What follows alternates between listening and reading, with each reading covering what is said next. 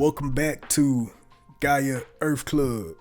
On this episode of The Divine Index, we will be discussing the Mesoamerican myth revolving around giants, and they are referred to as the Quinametzin. You might be asking right now, the Quinametzin, who are they? Well, first, let's start with the name. Quinametzin is a plural word, and it has a few different implications behind it. For example, it sort of implies ancient, excessive, not the word big, but like just too much, or better yet, overgrown. See, the Nahua language is not descriptive. It's much more of something that you have to assess and evaluate. A lot of names in Nahua, you will find that they do not just describe what something is. The name will kind of also hold a judging characteristic to it. So, through the usage of kin or kanam, we kind of find that it links to characteristics like excess, heaviness, or something that goes too far. And for zine, we get implications of greatness or importance. So they weren't saying the Quinametzin were big people. It's more like they were saying they were excessive beings that went too far or beyond acceptable limits. Now, that is not a fact, just a diagnostic. But let's keep it pushing. They were not a species that lived among humans, but rather the previous dwellers of this planet before we came into existence. See, the Quinametzin existed during the previous suns, or sun, not the current one. Now let me explain.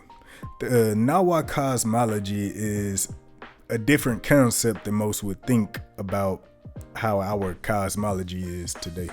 They believe the world is going through cycles, and the sun is just a star, and the sun is not just a star in the sky, but the framework for our system representing a complete cosmic age, or the way reality works. So when the sun ends, it's like a reboot and update. The Nahua worldview does not have their gods getting things right the first time. You mean they mess up?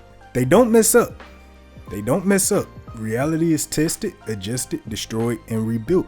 I mean, it's just a scientific method. It ain't that deep. But anyway, what matters is why the Quinametzin existed then and not now. Not which sun they existed in. Each sun created a different type of being, and they were suited for their sun until it was time for change. So they were not mistakes, just expired solutions. The older suns were more physical and less ritually complex, focusing on power over finesse. So beings were produced that were stronger and heavy. As creation started to progress, the cosmos demanded something new and fit for this world, like awareness instead of strength and ritual instead of instinct.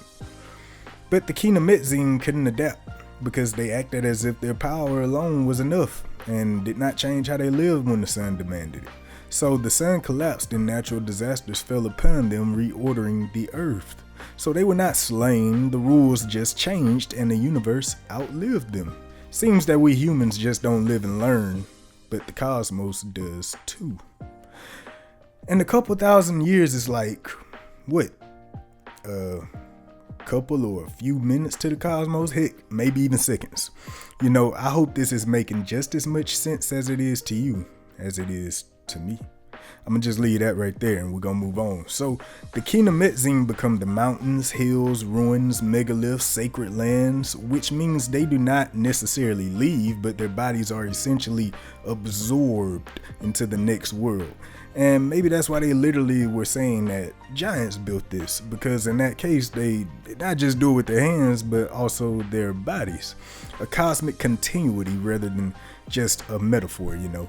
Now, what did the Quinametzin actually do? When the Nahua people encountered massive unexplainable ruins, they credited them to the Quinametzin. But here is the thing, they were not thought of like architects, more like movers of the earth. They lifted giant stones and shaped terrain and altered landscapes, basically participating in the geology of the land today. So if they did build pyramids, it probably was not for ritualistic purposes. Later humans ended up ritualizing the physical world. Like I said, the Quinametzin are beings whose labor became landscape. Getting to the end here, so I want to discuss something of philosophical importance involving why the Quinametzin were the previous dwellers before later humans. I described it a bit in the beginning, but I have more to say because I believe that it's important to realize and try to pick up on what I'm putting down. Each sun has a different set of rules. And the Quinametzin fell out of balance and the cosmos moved on. Not because they were wrong, but because they were just correct for their sun. The current sun is thought to thrive on ritualism, offerings, reciprocity, and conscious participation because it does not burn automatically, meaning that it must be fed. It's got to eat, and what we're doing, well, I'll say what the ancients were doing back then better than what we're doing right now is feeding the sun. The Quinametzin were so self-sufficient that they didn't actually need or long for anything. And we all know when you don't need anything, you don't really have a reason to dream or seek better. On the contrary though, humans, we're weaker. Why? Weakness requires cooperation, ritual dependency, awareness of mortality, and the constant need for a divine relationship. The giants did not need the gods the way us humans do, and our dependency is keeping the sun alive. We're not replacements, we are like refinements, better yet. We are strong enough to act, but weak enough to need help, mortal enough to care, and conscious enough to choose. So the Quinametzin had to go because the universe had to move on. I believe this is a very interesting philosophy because what would happen to our sun if the cosmos decides that it's time to move on? Will we have the ability to change with it, or is our attention already so headed toward unbalance and we're becoming forgetful of what really matters because of self-sufficiency, much like the Quinametzin?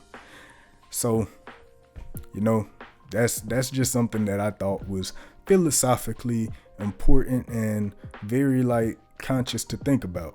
But I don't know what's on the next list of episodes. You'll get a surprise, I guess, but stay tuned and I will catch y'all on the flip side.